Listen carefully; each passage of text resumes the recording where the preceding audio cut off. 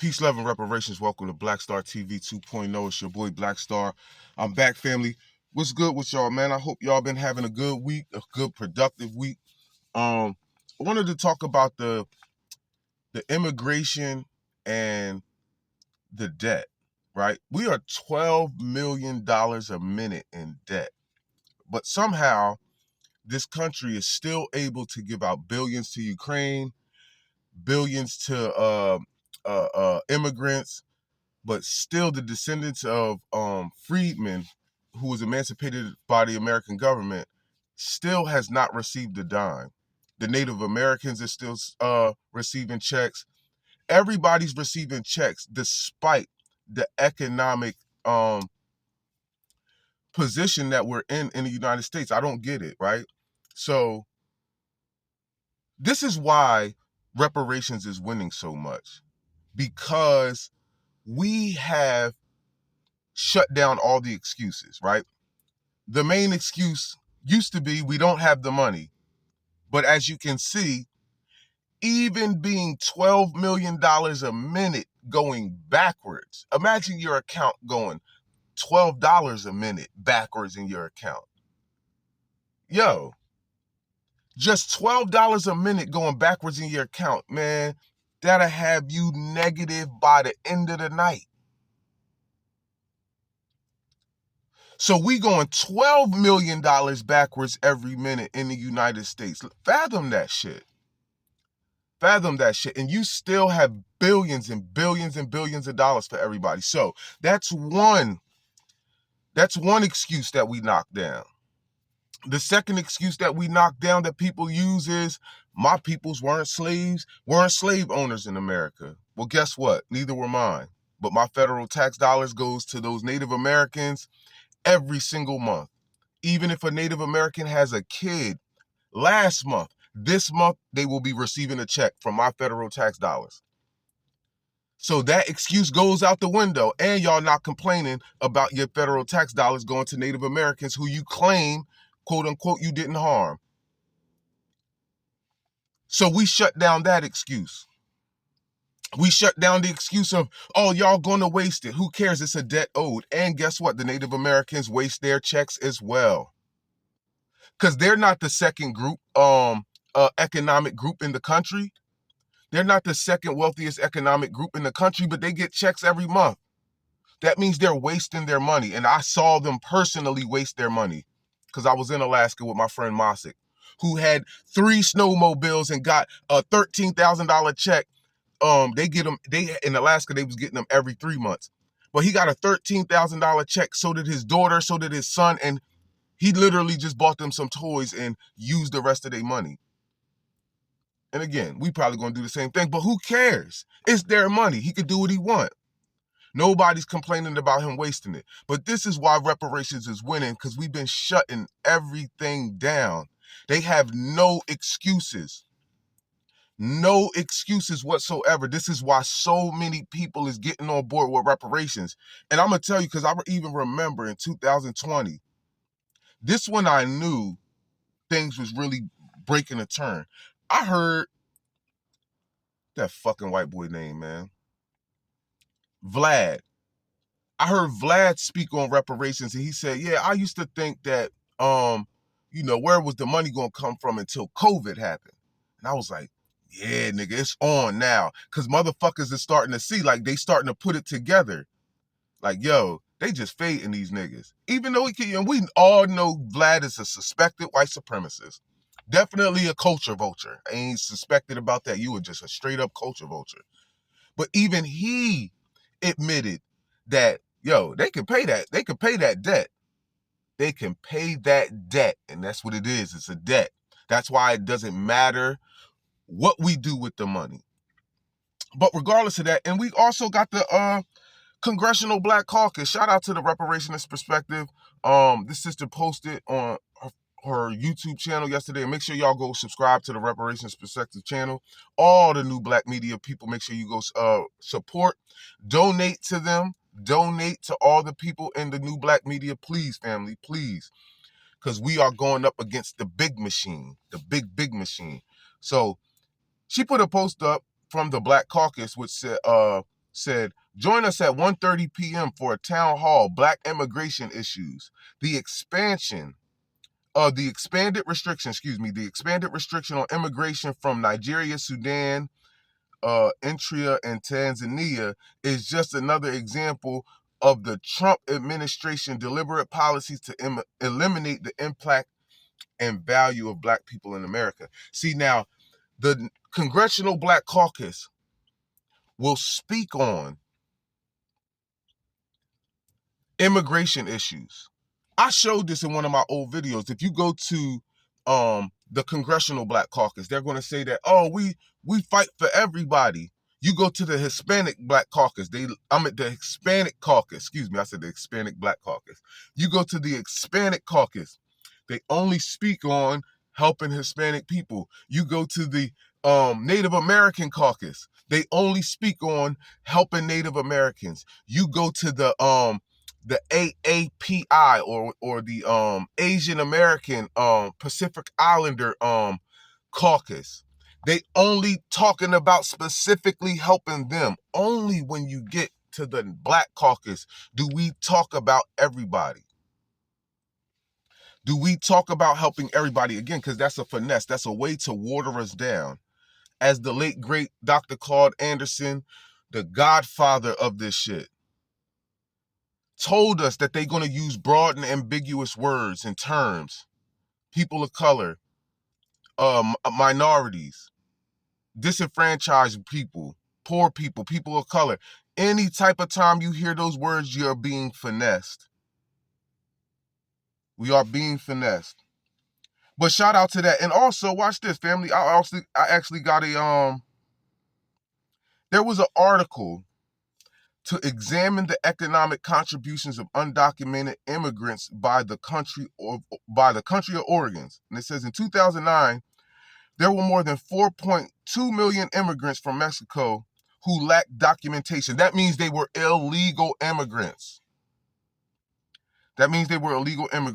Round out the top 5 countries of origin of undocumented immigrants are El Salvador, with 621,000, that's 6% of all undocumented immigrants. India, 587,000. Guatemala is 561,000. Honduras is 401,000. 16,000, excuse me. So more than one half of all the undocumented immigrants from Mexico live in just 2 states, California and Texas. That's a lie. The vast majority of 96.7% of Mexican undocumented workers are working and contributing to the economy and are vital to critical American industries, including agriculture, 11.5% of the workforce, construction, 6.7% of the workforce, and the tourism and hospitality sector, which is 3.4%. Given their productivity and their numbers, Mexican undocumented immigrants are significant economic contributors to American economy. In 2019 alone, they earned almost $92 billion in the household income and contributed almost $9.8 billion in federal, state, and local taxes. Mexican undocumented immigrants held more than $82 billion in speeding power money that often goes back to local economies as they spend in housing, consumer goods, and services. But that's a lie too. A hearing on this, and there were at least 3 hearings that we conducted, one of which was designed specifically to determine the effect of illegal immigration on Black workers. We had a panel of experts who testified, and they spanned the ideological spectrum. Regardless of whether or not they disagreed on discrete policy issues, each and every one of them agreed that illegal immigration has a decidedly negative impact on Black wage levels and employment levels. If you've got a significant influx of low-wage labor, what does it do? It depresses wage levels, correct?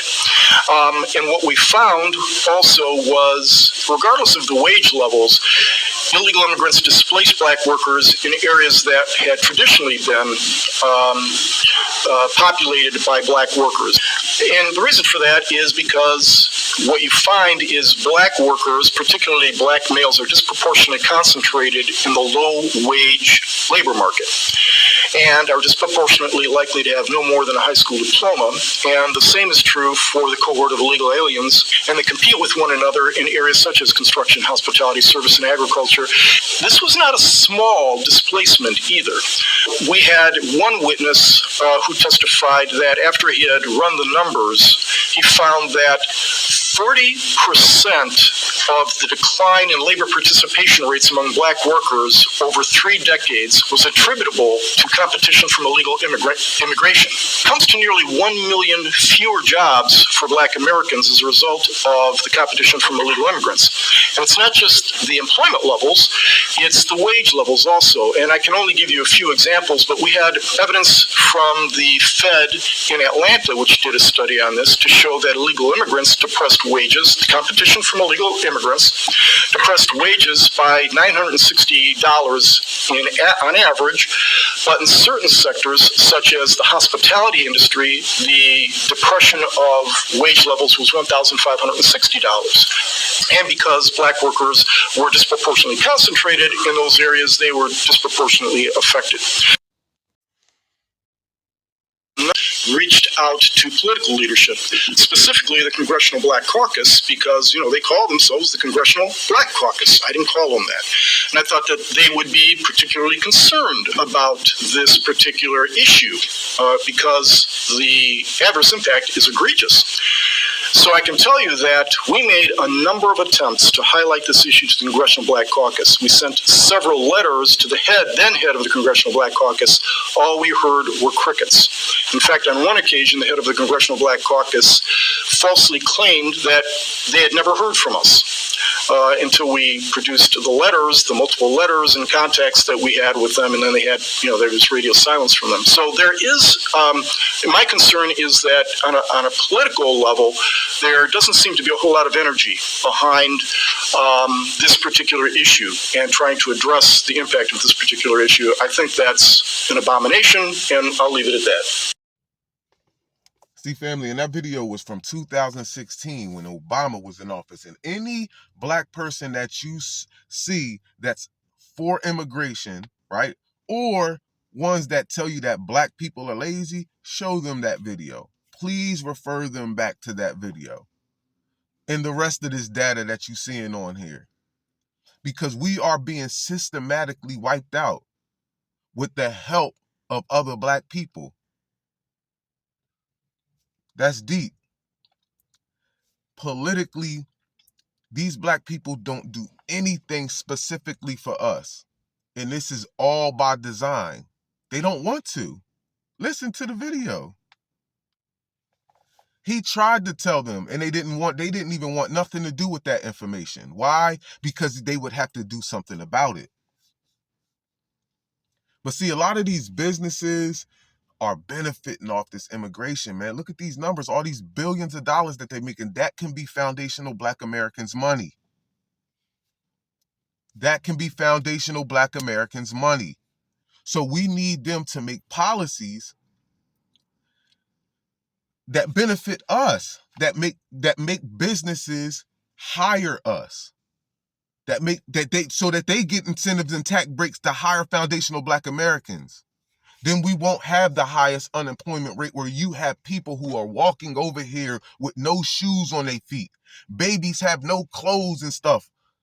And then next thing you know, they have apartments, they have houses, they have cars. Like, get the fuck out of here, man. Yo, this is craziness. And you're working, right? You get $1,000 check. You really got $1,500, but they done took $500 in taxes, and those tax dollars are going to these people. Not for you. Go to these apartment complexes. You'll be on a waiting list forever, and these illegal immigrants will come in here and walk straight through there, man. And y'all think it's something wrong with us. But this is systematic erasure. Absolute, this is genocide. And black people, even though we're on code right now, and I love it. I love it that we're on code, but man, we have to fight this. We have to fight it because the immigration is how they're trying to drown us out, along with the inflation. because 2024 is going to be a recession.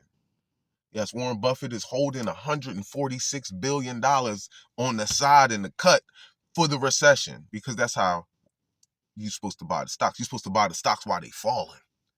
Yes, so he's waiting in the cut for 2024. So yes, even though stuff is going a little bit better, gas done went down a little bit, the inflation done went down to about 5%, 5 something percent, 5 point something percent.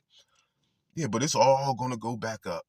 It's all gonna go back up. It's all gonna listen, they trying to drown foundational Black Americans out. That's why reparations is so important. And we have to stomp hard this election season. We have to go even harder. All the people in the new Black media, we gotta turn it up, ramp it up on them, because we need more people on code. But we getting it done, man. Listen, we making so many strides, man. Shout out to everybody. And I'm talking about all the people watching it. Shout out to you. Make sure y'all hit that subscribe button, the like button, and the share button. And hit that Cash App as well. Make sure y'all, listen. The new Black media is taking over media in general, right? You have Cat. I know everybody's seen the video with Cat Williams talking about reparations and listen, man, we making ground, making moves, and historic moves. I'm sorry, I'm over here getting distracted. We making historic moves, but family, um, we have to get it together, man. We have to get on all the way on code. We on code. We have to get all the way on code, because this immigration issue is, drowning us out, and it's taking all of our resources. It's taking all of our resources, and we need a Freedmen's Bureau. I think that comes within a reparations package. I might do a video on a reparations package and I think a reparations package should look like. What I think a reparations package should look like. But we really just need to follow the Native American steps, because we have to get from under this system, and we need our own sovereign courts, government, and everything else. We need to run and control our own system. They don't want that because it would be competition. They know that we would not do how the natives do with theirs, because then they would give it to us. But again, family, peace, love, and reparations. That's all I got for y'all today. Again, stay vigilant, stay woke, stay on your bike, get y'all money, man, and stay loving each other, man. Peace, love, and reparations. We up out of here.